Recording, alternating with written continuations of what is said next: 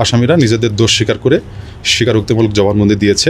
23 August 2026 আজকে আমরা সেই গতকালকের যে 4 মার্ডার যেটা সে মার্ডারের যে ধৃত আসামি যাতে যে দুজনকে অ্যারেস্ট করা হয়েছে সিদ্ধার্থ এবং মুগ্ধ, তাদেরকে বিজ্ঞ আদালতে তারা যে স্বীকারোক্তিমূলক জবানবন্দি দিতে আগ্রহ প্রকাশ করেছিল বা স্বীকার করেছিল আমাদের কাছে, সেটা বিজ্ঞ আদালতের কাছে স্বীকারোক্তিমূলক জবানবন্দি দেওয়ার জন্য তাদেরকে আমরা বিজ্ঞ আদালতে উপস্থাপন করেছিলাম, হাজির করেছিলাম। আর এ ব্যাপারে পূর্ণাঙ্গ যে বক্তব্য বা ব্রিফিং আমাদের মাননীয় police commissioner Rangpur metropolitan police Abdul Mahbub sir ইতিমধ্যে দিয়ে দিয়েছেন। সেখানে পূর্ণাঙ্গ বক্তব্য সব কিছু আছে।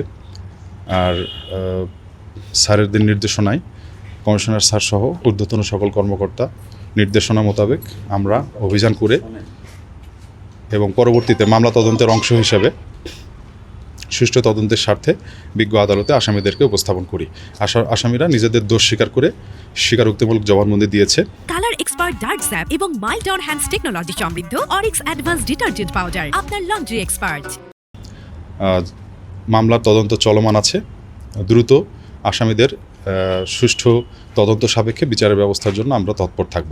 আমরা সুষ্ঠু তদন্তের জন্য আমরা সবাই আইন মেনে বিধি মেনে কাজ করার চেষ্টা করব। আপনারাও আমাদেরকে সহযোগিতা করবেন। আর সময়ের সাথে সাথে সব কিছু তদন্তে প্রকাশ পাবে। এটা তদন্তের স্বার্থে এটা ডিসক্লোজ করা সম্ভব হচ্ছে না। আর এটা তো আপনি জানেন, আপনার স্যার তো বলেছে। তারপরেও আপনারা জানেন যে বিজ্ঞ আদালতে স্বীকারোক্তি দেয় যখন আসামি, তখন সেই স্বীকারোক্তি কি দিয়েছে এটাও জানতে সময় লাগবে, তাই না?